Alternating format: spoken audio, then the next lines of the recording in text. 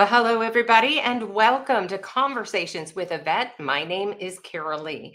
I have a wonderful guest waiting in the wings. But before we get to my guest, a couple of things I wanted to talk about. The first is if you have not gone out and taken a look or read any of Frank DeMyth's books of vital interest, that's book number one. And book number two, he recently came out with, and that is Defending the Eagle. I have to say, these are really good. Now, they're fiction, but they are. Frank DeMyth is a veteran. I'm really pleased to have the opportunity to read these. He is hoping for a 7-set series, and I can't wait till the third one comes out. I pretty much read both of those, back to back, and it didn't take any time. So go check those out. You can find those on Amazon. Additionally, I have a previous guest, and he's also going to be returning, who has written another book. His name is James Blackwell. He has recently written this book called Gunners, the B-29 Machine Gunners in the Korean War. He is, or I guess was, or anyway, excuse me. The foreword is by General United States Air Force retired Norton R. Schwartz, former Chief of Staff of the United States Air Force, and just an amazing person. So I'll be sharing when he's going to be on as well, so you can keep an eye out on my Facebook page, Conversations with a Vet, and also I'll be going through, hopefully, if I remember at the end of this, and I'll kind of go over the calendar of who I have coming up. One of the other things that I wanted to say, with everything going on in the world today and in recent weeks, I know that there's probably people out there who are struggling emotionally and may need to have somebody to talk to. So I'm going to leave this link for the Suicide and Crisis Lifeline hotline for a little bit. For anybody who is interested, you can call 988. You can go to their website, 988lifeline.org. You can text them, you can email them, and you can also chat with them on their website. So for anybody who is feeling overwhelmed emotionally, mentally, please reach out to them. That is what they're there for. Okay. Also, one more thing, which I'm really pleased. So, a new friend and veteran who I also have had recently on the channel. We were talking about my very small challenge coin collection, which I only had 2. He has gifted us the United States Marine Corps 250th anniversary challenge coin. So thank you for that, Richard Acton. Much appreciated. The back, it says Marine Corps League Semper Fidelis, a Bobby Ray Detachment, 1377. Hopefully y'all can see that okay. So a big shout out to Richard for that. All right. Well, I want to thank everybody for joining me tonight and being here for a new conversation. So please help me welcome Gary Paschall. You got it. I had to. Did you see the pause? There was I a did. slight pause. Gary, thanks so very much for agreeing to come on my channel and have this conversation. It really means a lot. And before we begin, I do want to say thank you so very much for your sacrifice and your service. And I'm really happy that you're here to have the conversation and tell your story. Well, I'm glad to be here. And I didn't have as much of a sacrifice as a lot of people did. I like to say that I had a lot of fun, but as I grew older and I realized what it was like when a child or a grandchild left home, I think my parents and my wife's parents had as much of a sacrifice as I did. Yeah. Families do feel that for sure, 100%. Right. Yeah. So I always like to start by asking the question of, in this particular instance, who was Gary as a child? Oh, wow. I was mischievous to say the least. No. Uh, yes. Uh, I, I, I pulled some pranks.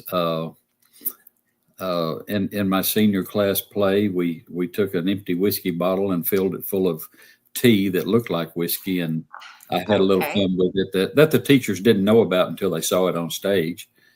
Uh, when I was 14, I used to go and get my mom and dad's car that was sitting at the school where my brother had parked it and go joyriding in it and park it in the same place before he got back. I was mischievous, but Wow. being from a small town, we when the cops finally did pull me over, they told me just take it and park it and don't get back in it. So got my first ticket when I was 14 for no driver's license. Oh, Uh, goodness. so yeah, I was mischievous, but even from the age of probably around 12, I knew that I wanted to join the Air Force. I'd had an uncle that was in the Air Force, and when he came back, he was kind of like my hero. And then, lo and behold, the local recruiter that was in charge of Gibson County moved right down the road from us, and so it was almost like fate, I guess. But I I never took books home from school and maintained passing grades. I just I figured anything over a 75, which was passing mark then, was wasted effort. So uh, and I did very well on the ASVAB test. I didn't. I was one of the fortunate ones that didn't have to study a lot. I just listened good in class. There you go. Did you do any sports in school? I played baseball some. Uh, I really didn't have enough confidence in myself to play basketball, and we didn't have a football team. The nearest football team was about 10 miles away.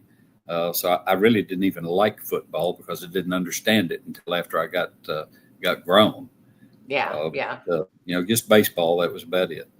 What position did you play? Catcher, Uh, left-handed catcher. Yep, Left-handed catcher. Yeah, catcher's left-handed. my favorite position for baseball. I Oh, love watching the catchers.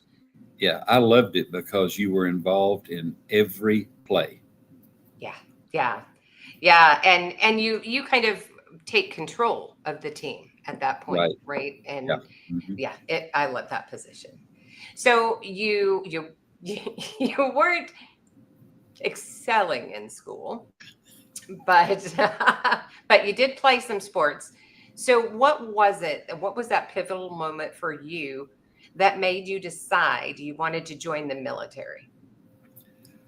Uh, I guess when my uncle came back home from Aviano, Italy, after spending 3 years on a mountaintop listening to radio transmissions, Wow. uh, he came home and of course the first time I saw him he had his uniform on, and I just thought it was cool.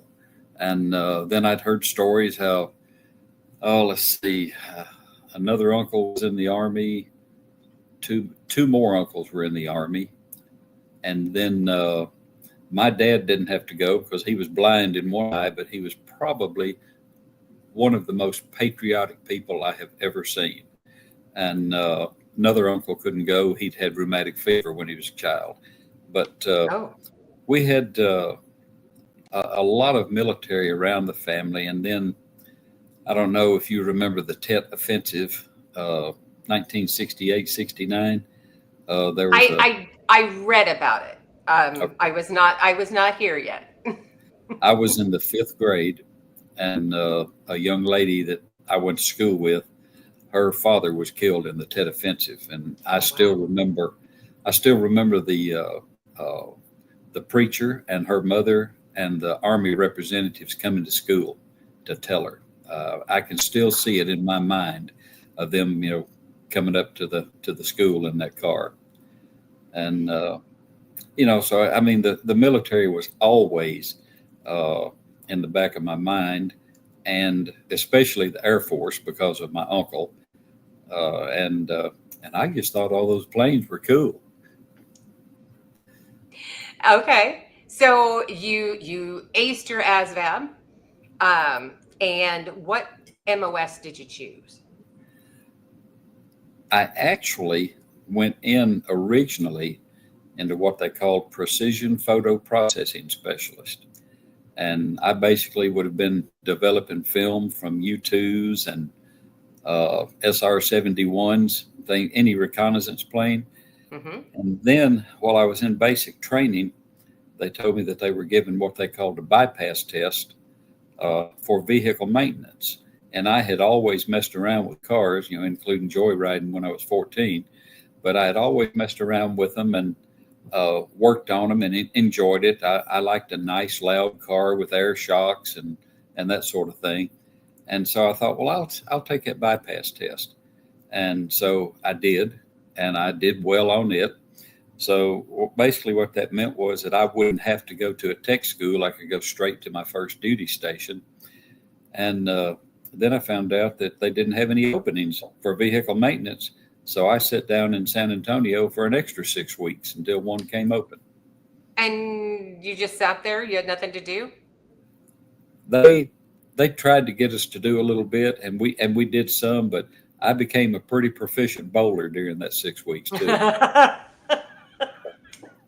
Oh my goodness. Wow.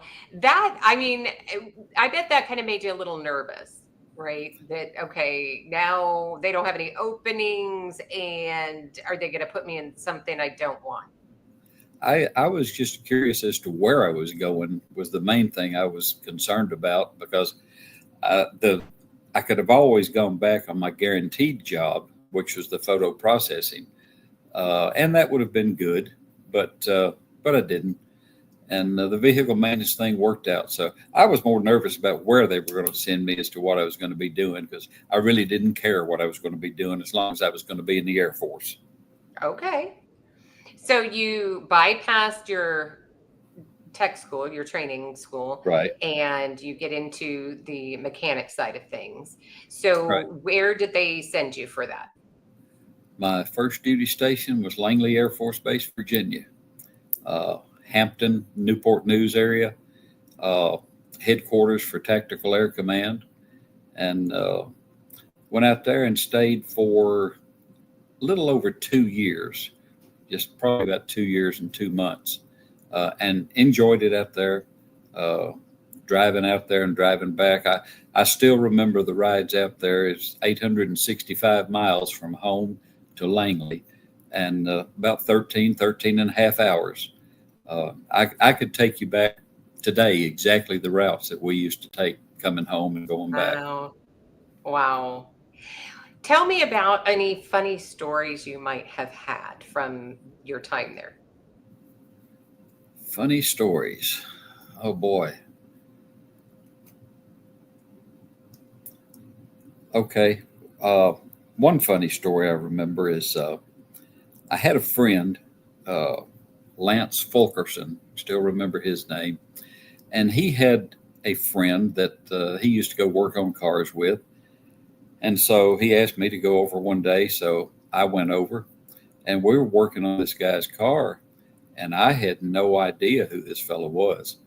Uh, and After we'd been there and gone back and forth 3 or 4 days, we were working on a little Bug Eye Sprite was the kind of car it was called, a Triumph Hmm. Bug Eye Sprite, I believe. And the guy had three of them in his garage. And I Oh, wow. finally asked him one day, I said, "What do you do, Bill?" And he said, "Well, I'm the senior enlisted advisor out at the base." So here I was an E1 or an E2, and he was an E9, which was as high as you could go. And he was treating us just like we were his sons or just friends. And I didn't know that higher ranked people could treat people so good. Uh, and then another, another, it wasn't funny at the time, but we were at lunchtime. There was two or three of us walking over to the BX. You could go over and buy quarter hot dogs, and so we were always, trying to get something cheap because we didn't make any money. I made $326 a month. So anyway, we were going over there, and we see these officers coming toward us, and I could see one of them was a full bird colonel, one was a lieutenant colonel, and So we got ready to salute and everything. And when they got right up to us, we all popped our salutes. And the lieutenant colonel looks at us and he says, "Well, hi, Gary, how are you doing?" And I had no idea who he was. And I started looking real close, and I still remember his name, Clint Farrell. He was a fellow that I went to church with. Had no idea he was in the Air Force. Had no idea, and Oh, he was a pilot, but he recognized me. But I had no idea. He had never mentioned it. And then wow. when we got back to the shop, the guys with me started telling everybody, because we were all new. We'd all been in probably less than a year, probably closer to 6 months, and they said, "Hey, you guys better watch Paschall. He knows a lieutenant colonel," and so they thought that I might have been OSI or something, and I didn't even know what OSI was at the time. And OSI, for those listening, is Office of Special Investigations. there you They're the go. undercover people that will get you in trouble, or they will find out if you've got yourself in trouble. Oh my goodness. So, okay. Um, you were there for roughly 2 years, did you say? Just a little over 2 years, yeah. Okay. And what kind of things were you working on? We worked on mainly sedans, buses, some what they call M series vehicles, which were the large 5 ton semis, step vans, pickup trucks. Just pretty much normal mechanic stuff that you'd see around here. Yeah. Uh, was there a favorite vehicle that you enjoyed working on? It's crazy. You should ask that, but there was uh, the number of it was 67B-1202. It was a 1967 Chevrolet pickup with a 6-cylinder and 3-speed transmission because they were so easy to work on. And yeah, when one of those came in, we didn't have any trouble at all working. Nice. Very nice. It was So, also a okay. least favorite. Oh, and that Yeah, is? yeah. That least favorite would have been an international bus because you just basically had to take the transmission out of one. You had to cut the floorboard out of it, and then put the floorboard back in when you put the transmission back in. So we didn't like working on buses. Wow. I can only imagine that one. So, okay. From there, where do you go? What do you do? Okay, I left there in December of '76 and went to Mildenhall, RAF Mildenhall, England. Stayed over there for 3 years and absolutely loved it. The weather was great. The people were great. The food was great. The people I worked with in the shop, it was just a wonderful, wonderful place. I'd love to go back and visit. Oh, yeah. That would be nice to go back. So, okay, here's my question. England, they say it's always raining. Was that the case? No, No. uh, and not where we were. Now it was probably had a little bit more rain because we had a lot more water around us than we do here. We had the North Sea out to the east of us, and then the Atlantic to the west of us, and then you had what did they call it? I can't even remember.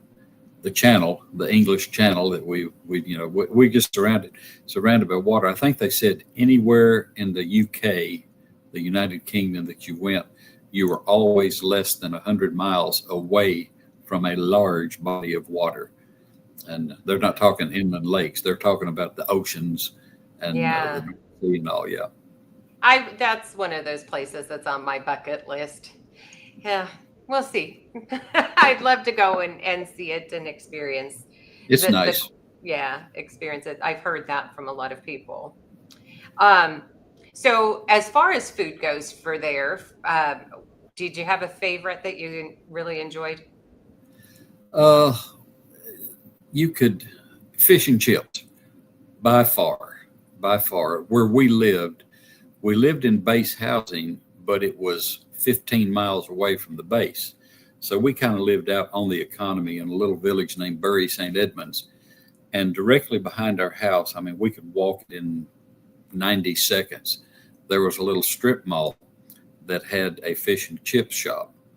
And we we absolutely loved it. There were several GIs, right around close to me, and we'd walk over there and just get fish and chips, uh, and it was great. It was nothing like what you get at Long John Silver's over here, Right. and they did wrap it in newspaper, real newspaper, and they served it with malt vinegar. And they'd always throw the French fries up in there and wrap it up together. The chips, not the French fries. I'm sorry, Yeah, but right. What yeah, that about the was mushy peas? Did you get mushy peas? no. I don't think I tried to stay mostly American, except for the fish and chips. Yeah. We would drive to London about 65 or 70 miles just to get a Big Mac. Oh gosh, that far away. Yeah, yeah. Okay. Um, so at that point, you're there for 3 years, give or take, and you're enjoying what you're doing. What surprises did you find while you were there? Oh, surprises in England. How laid back the people were. You would be following. We lovingly called them blokes because that's what they called everybody and each other. So you'd be following a bloke down the road, and at 2:30, 3 o'clock, whenever tea time came, they'd pull over to the side of the road and drink their little cup of tea. I mean, they Mm. stopped at tea time. They stopped. Wow. That's okay. That is kind of unexpected. I guess I never would have thought of that. I'd have been behind him going, "What are you doing?" Well, we did it first. And then another thing, where we lived, because I had to drive about 15 miles to the base, and you would be just driving down the road, and all of a sudden there'd be 12, 14, 15 pheasant just go across right in front of you. Uh, there was a lot of pheasant and wildlife over there. They had very, very, very strict gun laws over there, and you had to be wealthy in order to be a hunter over there. Because if you owned a gun, you had to keep it at the I believe they called it the constabulary, the police station, Okay. and you had to go check it out. And they didn't give you any trouble. You could check it out and back in, but not a lot of people could afford things like that. Uh, the uh, the blokes around the base, they they didn't celebrate the Fourth of July and Labor Day and Memorial Day the way we did, but they knew how we celebrated it, and they would cater to us. So on those three holidays at least, you'd always see signs on the road where the local hog farmer would be advertising ribs for sale, and Wow. we'd stop and buy. And they were cheap too. Uh, Yeah. the one thing over there, their soft drinks, the Coke, they serve them room temperature, Oh and yeah. they serve them room temperature. And I still remember Mr. Partridge in a little town called Icklingham. We would stop there on the way home, and he'd say, "Ah, you bloody Yanks! Now I've got you one on ice back here," and he'd keep them in the refrigerator for us because he knew that's the way we liked them. Nice. See, and I like that story a lot because um it's not just, you're here and this is what you get. It's, we want you to feel comfortable and welcomed, and so I really like that story. Yeah. All right. From there, what happens? Where do you go? Okay, probably around June of '79. I had always kind of thought it'd be neat to be a recruiter. So I applied for recruiting duty for the Air Force, and that was pretty tough. Even the application was hard, but I got accepted. And so in October of '79, I came back, drove down to San Antonio for 6 weeks of recruiting school. And believe it or not, up until that point, I had been very shy, very introverted. Wow. But when you go through recruiting school, they pull it out of you. Uh, you don't have any choice. Uh, for example, one of the very first things we had to do in recruiting school was every time we took a break, and we took a break, it seems like it was every hour. We'd have like 40, 45, 50 minutes of classroom work, then a 10-minute break. But every time the instructor walked back into the room, everybody in the class had to be standing up. And when the door slammed, you had to throw your arm up in the air and yell, "Boy, am I enthusiastic!" And we got to making a game out of it because there were 3 classes, and we would always try to outdo the other class. Oh, But, wow. but yeah, I got to recruiting school, did 6 weeks down there, and came back. And I originally was going to be assigned to Russellville, Arkansas. And one of my uncles who drove a truck knew the Air Force recruiters over in Dyersburg. And there had been an opening in Dyersburg, which is about 25 or 26 miles from home. And so they found out that I was going through recruiting school and they had my orders changed. So I came to Dyersburg instead of going to Russellville. So And were you happy that you were there? I would have probably rather been in Russellville, but Dyersburg, it was close to home. I was living in my hometown. I was near my parents, my wife's parents, all of my old friends that were still there. So it had its advantages, but I might have been better off if I'd gone to Russellville. But I did okay in Dyersburg. Nice. So tell me a little bit about what it's like as a recruiter back then for the Air Force. It was generally pretty easy. The draft was gone. There was no wartime. We weren't doing anything. The only thing really that was going on was the Iranian hostage crisis. And while I was in San Antonio going through recruiting school, is when all of that came down. And the Shah of Iran was actually at the base the same time I was. Oh, He wow. was, yeah. They brought him in on a helicopter. He was undergoing some cancer treatment, I believe, and we had gone across the base going to eat Sunday morning chow over there, and they wouldn't let us over there because he was over there. So we went down to Denny's and had breakfast. But recruiting, we would have a lot of people call them quotas. Air Force calls them goals. It's a quota, but they just think goal sounds nicer. Right. And I guess the highest one I ever had was maybe 5 a month. And the Air Force, you didn't really have to work to get 5 people a month. Sometimes it might be a little tough, but most of the time, you could get 3 and take 2 weeks off, but we'd have to get 5. When it made it tough was when they said they've all got to be what we called Category 1, which are the people that, as you mentioned a minute ago, aced the ASVAB test. But we got along. I got along good with most of the recruiters, but the Marine recruiter was my favorite. We were buddies.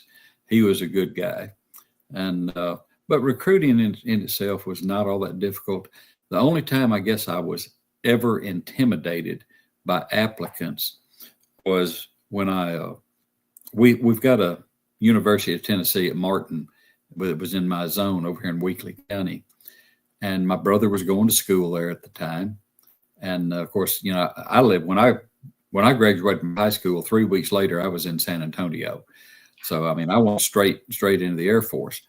So I didn't have a degree, and here I am walking around all these engineering students and pre-med students, and they were talking about going in the Air Force because they thought I was something because I had 4 stripes on my arm, and they thought I had really gone up. And anyway, one year they gave me a goal to recruit 1 OTS student to be an officer, and I was the top OTS recruiter in the nation that year because I recruited 5. So I was Wow. 500. I was 500%, but I don't had a goal of 1. So I didn't get any awards for that. But yeah, But yeah, it's the self award, right? That you right, feel yeah, like you've uh, done well. yeah. So yeah, that's it. That's amazing. And then were you going? So you were going into schools and such like they do now, or Oh yeah, yeah. We had I had 15 high schools, I believe. It might have been more, and then the one university, and then I had community college, and some of the best people that I got went in out of the community college. I put some pilots and navigators in, but most of them were out of the went enlisted in community college. One of the pilots I put in, and you probably don't remember this. This would have been back in the Gulf War when Mm-hmm. there were some of our men that were pinned down by, I forget what they call it, Saddam's Revolutionary Guard, Republican Guard. That's what Right, they yeah. called it. They were pinned down by them, and there was an A-10 pilot that kept circling where where they were pinned down and kept the Revolutionary Guard or the Republican Guard away from them. And that pilot I put in the Air Force. Wow. Yeah, So when you see this news, what was your thought? I got chills. I got chills. It was pretty neat. And another thing, watching the news, or I wasn't listening or watching. I was listening to Paul Harvey. Uh, I'm sure you've heard of the Thunderbirds, Air Force Hmm. Thunderbirds. Yes. One of the Thunderbird pilots was from my zone. He was from Lauderdale County, Tennessee, Ripley, and I had called him on the phone. I don't know, 3 or 4 weeks before I heard this newscast, and had asked him if he would be willing to come back to my zone and go to some schools with me, and wear his flight suit and just be really, really, impressive. And I'm listening to Paul Harvey one day, and I hear about a Thunderbird crash where 4 of them had crashed out in Las Vegas. They were practicing, and he was one of them. And I went down to the cemetery the day they buried him, but I couldn't go down there to it, so I just sat on a hill up above the school where I could see the cemetery. But it was pretty emotional because I just talked to him 3 or 4 weeks before, and he was a Mm. young guy. He wasn't even 30 yet. So, but, just little things like that. Yeah, that had to be difficult. And Yeah, yeah. So, all right, you go through, and how long did you do the recruiting? Was four that two years, years? Four four, years. 4 Okay. years. So at what point then, after that, where do you go from that point? Okay, that was in early '84, and it was time to either get moved from recruiting duty and go back out to the real Air Force, or as they would do sometime, they would extend your recruiting duty, uh, involuntary extension, and just make you stay another year or 2 or 3. And I didn't really want to. I wanted to go back out to the real Air Force uh, because recruiting had gotten a little bit more difficult. And so I had a choice of either going back out, staying in Dyersburg, or getting out and staying at home with my kids, my wife, and everything. And I was at home. My parents were getting older. Debbie's parents were getting older. So we decided to get out, and I did 9 years, 8 months, and 12 days. Uh, and a lot of people say that, yeah, but you don't get anything out of it. Well, yes, I do.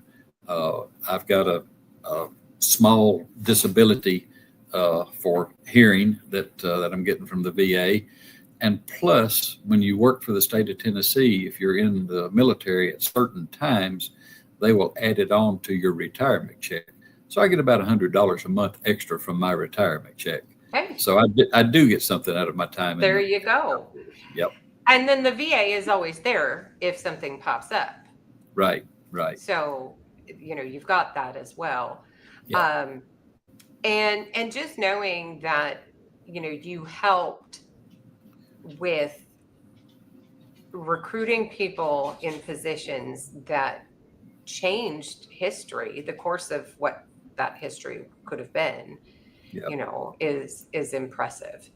Um, so tell me, you get out, you've decided you're going to get out. Now, did you receive any kind of resources from the Air Force as far as transitioning into civilian life at that point? A simple answer, no. Yeah, it was goodbye. And so for 3 years, it was a struggle for 3 years because I thought I'd be able to just find a job just fast. And for 3 years, it didn't work.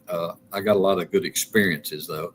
I sold insurance for about a year, worked in a couple of factories, went to work for my father in law, and doing heating and cooling, electrical type work. And that has really come in handy over the last 40 years.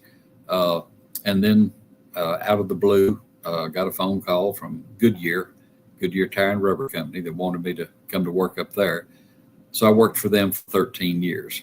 And then I had all of them I could take and left them too. Uh, okay. And so they didn't give you any kind of tips or anything as far as the Air Force on transitioning and what it would be like and how to um, go through job interviews and such again, right? So that probably was, had you had that, do you think that those 3 years would have been a little different for you? No, not really.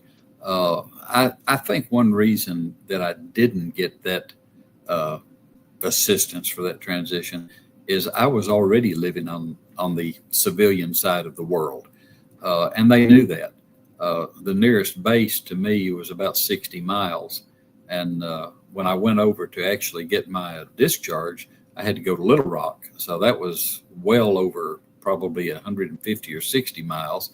Yeah. And so I got over there, and they saw that I wasn't even stationed on a base, uh, and so I guess they figured, well, he knows everything he needs to know.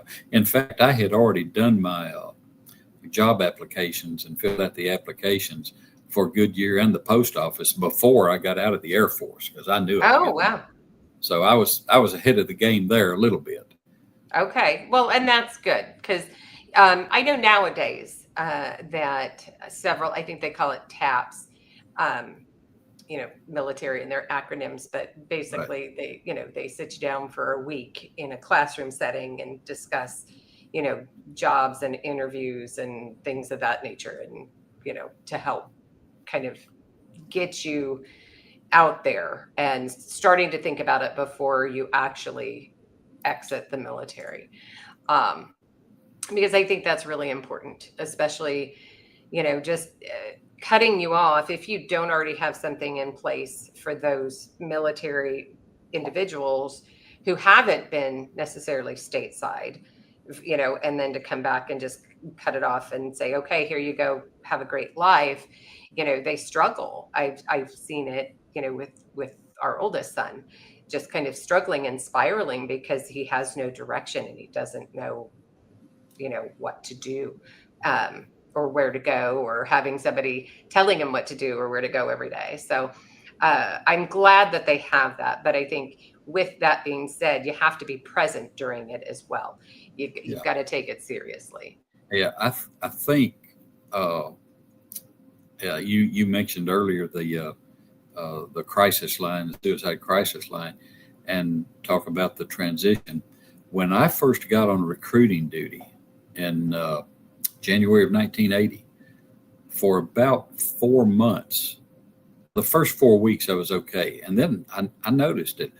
I just seemed to be in a depression. I was not happy. I was miserable. I was irritable. And, and one day, for some reason, I don't remember what, but I had to drive over to Blytheville Air Force Base with my boss. And we got up in what we called our little aerospace vehicle. It was a Ford van. And we drove over to the base and we spent time at the hospital, at the BX, at the commissary, went to the chow hall. And on the way home, I was fantastic. And my boss said something to me about it. And he said, that's why you've been feeling bad. He said, you missed the base. And so from then on, whenever I'd feel myself starting to get a little, I hate to use the word depressed, but it could very well have been that. But if I started feeling a little down, I'd take a trip over to the base and just go over there and, spend a little time. Sometimes I'd go over, on a Monday or Tuesday afternoon leave work a little early, go over to the base, play a little basketball in the gym, run some laps, and then come home, and I'd be fine. But yeah, so I can see when somebody gets out of the military and they've had that structure for so long, and then all of a sudden they're just thrown out to the wolves. I can see where they would be depressed because they don't know which way to turn. Yeah. And so I was fortunate. I was kind of eased into it because I was living in it. And then by the time I got out, I'd been there 4 years, and everything worked out for me, but it doesn't always work out for everybody. Which is right. So you worked for Goodyear for 13 years. Right. What did you do after that? Right before I left Goodyear, my wife and I and my parents, we bought a 42 unit apartment complex here in Trenton. It was an old school that had been converted, and it kept us busy. It stayed full, and I already had my real estate license. I already had my auctioneer's license, and I was in the process of getting my appraiser's license. So I was doing all three of those: real estate, apartments, auctioneering, appraising. I was doing that, and I worked in that field for 8 years. Actual active appraiser, certified residential appraiser, real estate agent. I've still got I've still got both of my licenses, as a matter of fact, or all three of them. And I'm sitting in my real estate office now. I have sold a whopping one house this year, and don't really care if I sell another one. The house I sold was my daughter's, and so I didn't make a nickel commission off of it. But I keep my real estate license just in case. Same with my appraiser's license, just in case, because I retired last year, and in the last year I have discovered that I don't need the real estate license and I don't need the appraiser's license. So when they run out next year, I'll probably not renew them. And so you said you have an auctioneer's license. Now, I have heard you auction. And what kind of things were you auctioning when you had your license? What prompted you to get your license? Well, remember my uncle that was in the Air Force? Yes. He was an auctioneer too. And I thought, well, that'd be cool to go to auctioneer school. So 2 weeks before I went to work at Goodyear, I went to auctioneer school, and we would sell.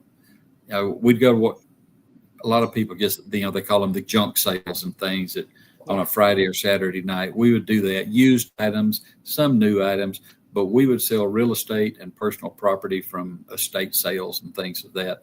I had been around auctions. My dad was in the real estate business, and he worked in a pretty good real estate company here that had a lot of big auctions, land auctions, and homes and things of that nature. So I've sold houses, I've sold farms, I've sold cars and trucks, and I've sold empty Coca-Cola bottles just because there was a case full of them. So I've just sold a little bit, and you saw some of the stuff we sold up in Nashville a couple of weeks ago. Yes.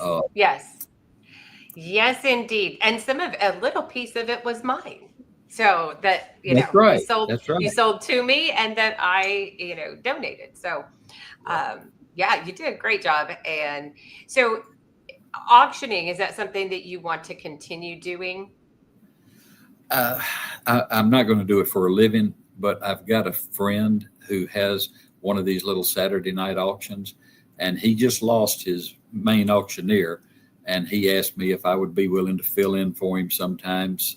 He's hired another guy, young guy, and I said, yeah, if you're getting it tight and you need me, I'll come out there and help you. I don't want to do it all the time because people don't realize how tiring a 3 or 4 hour auction is. Even though I talk a lot, when you have to talk a lot and you have to talk fast, it wears you down sometimes, and you've got to keep all those numbers in your head, and then you've got people that are spread out. You got to turn this way and then this way, and everybody's raising their hand. I mean, you saw how many people were there in Nashville, and Yes. You better have your head on a swivel Yes, if yes, try to catch them. Yeah.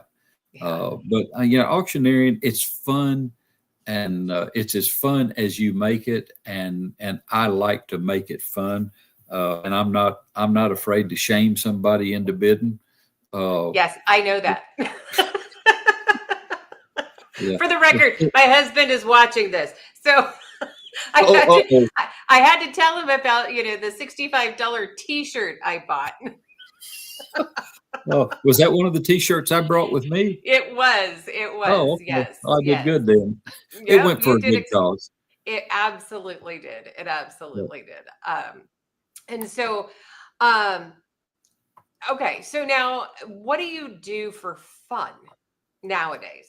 What do you or that you enjoy doing? What do you got Well, going on?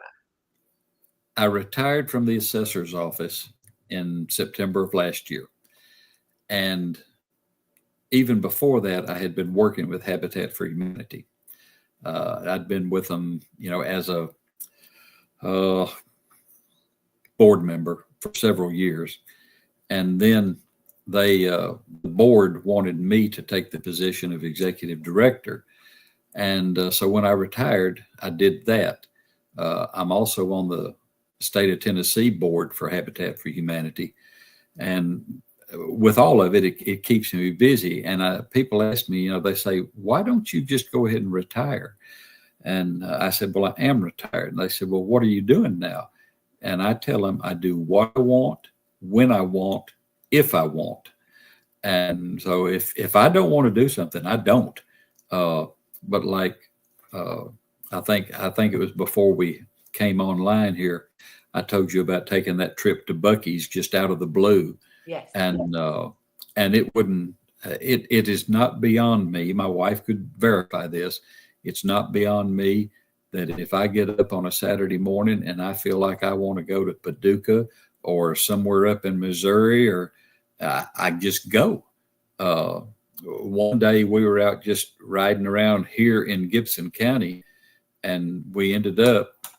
When I get to the end of the road, I'll just ask Debbie, which way do you want to turn, left or right? And she'll pick one. We ended up about 100 miles away in Dias, Arkansas, looking at the house that Johnny Cash grew up in Wow. because I thought that was cool. Uh, Yeah. I have driven to Leaper's Fork. Are you familiar with where Leaper's Fork is? I'm It's, not. it's near Franklin, and if you take 840 around the south side of Nashville, when you get to exit 14, you get off on the highway and then go north. And in about 3 miles, you're going to see a large house with a gate in front of it with musical notes on it. That's where Winona Judd lives. So I can take you to a lot of places. Uh, Mike Wolf on American Pickers. Yeah. He lived. Oh yeah, He yeah. lived. He's at a is that Murray County? Is he in Murray County? I'm not even sure what county it is, but I know how to get there. Leapers Fork. It's either Murray or Williamson County. I think it's Williamson County, but I'm not sure. But and he eats there at the Country Boy Diner sometimes. My little Yeah. sister has seen him there. Yeah. But that's what I do for fun. Just go to different places, and that's just what we enjoy. Uh, I think for our 50th wedding anniversary about a year ago, my wife and I, on a Friday afternoon, she said, what are we going to do this weekend? I said, I don't know. Let's go somewhere. Where do you want to go? Let's go to Branson. So we left here Okay. at 7 o'clock on a Friday night going to Branson. And I made hotel reservations on the way over there. And we got there, I don't know, between midnight and 1 o'clock. And we just had a fun little 2 days. And but that I just like doing stuff spur of the moment. Uh, I don't really have a plan when it comes to things like that. I think that's wonderful. I know we're getting close to that. My husband and I, our kids have recently, well, for the most part, left the house. One of them actually is just working outside the house. He's in California working. when that job's over, he'll probably be back at the house, and then go to the next job that he has with that company. But so it's just been us for a while now, several months anyway. And so we're just kind of getting back into that of, what are we going to do today? Let's go find something to do, which is nice. So, so for those out in the chats, if you have a question for Gary, if you would go ahead and get those posted. Gary, for those who are interested in joining the military, what words of wisdom would you have for them? Be sure that's what you want. And don't be like I heard so many people say, I don't want anybody telling me what to do, because it doesn't matter what you do, somebody's going to be telling you what to do. Yeah. And in the service, what I found out, and it's the same with county and state workers and employees. You always hear the things about, well, they're lazy. There's 4 people standing around, 1 person working, and you hear all that. And my experience working in the service and with county and state government people, they're the hardest working people you'll ever see. And they try to take care of themselves and take care of each other. So don't let a little thing, what you hear, dissuade you from going into the service, and don't let it stop you from getting out. If you think you want to get out, it's a great career. I don't know of anywhere else where you can work for 20 years and retire at half of your base pay, and still be young enough to start another career and work another 20 or 30 years at it. If I had stayed in my 20, I would have gotten out when I was 17, and then I could have worked another 30-year career and retired at the same time that I did last year, because I retired 3 days after I turned 68. So I would have still had a 20 and a 30-year career in there. Yeah, so, that's amazing. Yeah. Yeah. So, okay. Jim wanted to say thank you for your service, Gary. Thank you. We have a question from Ron Wayne, and that is, what was the most memorable or funny moment from your time you served? Thanks for coming on the show, sir. Well, the funniest moment I can't tell. This is your platform. You say whatever you want to say. Well, I'm sure some of you might know, when I was over in England, went over to some friends' houses, and they were sitting around, and of course my wife wasn't over there yet, and so I was just going out, just kind of being a little froggy before she got there. I had about 3 months before she came over, and my friends were kind of wild, and I guess I've always been the designated driver. I'll put it that way. And so there's, on this coffee table where we're sitting, there was an item about 6 or 8 inches long and 2 or 3 inches thick and about 3.5 inches wide. And it was a dark green color. And I had no idea what it was. And so I asked them, I said, what is that? And they kind of looked at me like I was crazy. And I won't call any names because they may still be living. One of the guys in the squadron, he worked in the supply section of the vehicle maintenance office that I worked at, and he pulled out about 6 or 8 little brass fittings, and he'd screw them together and just made just a little, like a U shape, and then he got a little piece of screen and put in the bottom of it, and then he got a little knife and started scraping stuff off of this piece of whatever. I didn't know what it was. It was a brick of hash. Oh, no. Yeah. And he proceeded to smoke that brick of hash, and I didn't have to because the room was full of smoke. And secondhand hash. Oh yeah, and it was it was really good. And I've been writing down names of my buddies that I'm going to send you that and try to get their email address. And the one I just thought of when I left when I left England in 1979, he was in Her Majesty's prison doing time for smoking pot. Oh no. I found him about 6 weeks ago in Oregon, Oh. and he got out of the Air Force. He went gold mining in California for about 2 years and then stopped that.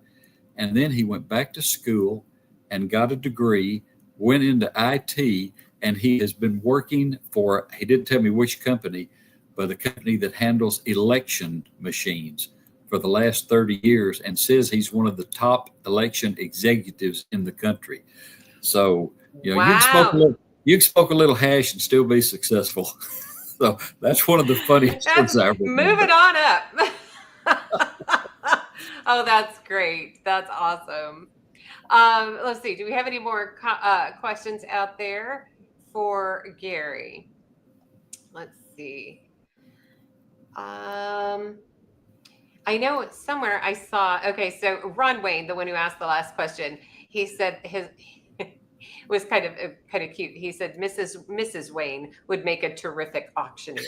So, If you uh, can count, if you can count from 0 to 100 by fives and two and a halves, if you can go from 0 to 100 and then from 100 back down to 0, you'll be a good auctioneer. yeah, I math was never my thing. So just even dividing by anything, I'm done for. uh, let's see who else we got. Oh yeah, so Ron Wayne says in response to your story that was a 180-degree turn. Yep. Yep. Uh, well, I'm not seeing any other questions. So I do want to say again, Gary, thank you so very much for taking the time and having the conversation with us and sharing your story. And if you want to hang tight for me, I'm going to go ahead and wrap this up and just hang there for me for a few minutes. So Okay. before I let everybody go, I just wanted to go over. So next week, I am not going to have a show. I'm going to be traveling to Orlando, Florida for a conference. But the following, the 28th, I have Jake Hollenbeck is scheduled to be on. He's an Army veteran. The 5th, I don't have anything scheduled on that day because I do have family members coming in. So, but after that, on the 12th, James Blackwell, I did say the one who has written the book here, Gunners, and that is regarding the Korean War. He is going to be my guest, also an Army veteran, on October 12th. So we will be filling up after that. So please make sure you guys come back and be part of the conversation. Ron Wayne says, thank you greatly for your service. Terrific stories. Jason says, thank you for your service, and please thank your wife for her support as well. So everybody out there, please have a wonderful, safe rest of your week, and we will be seeing you again here in the next 2 weeks. You guys have a great one.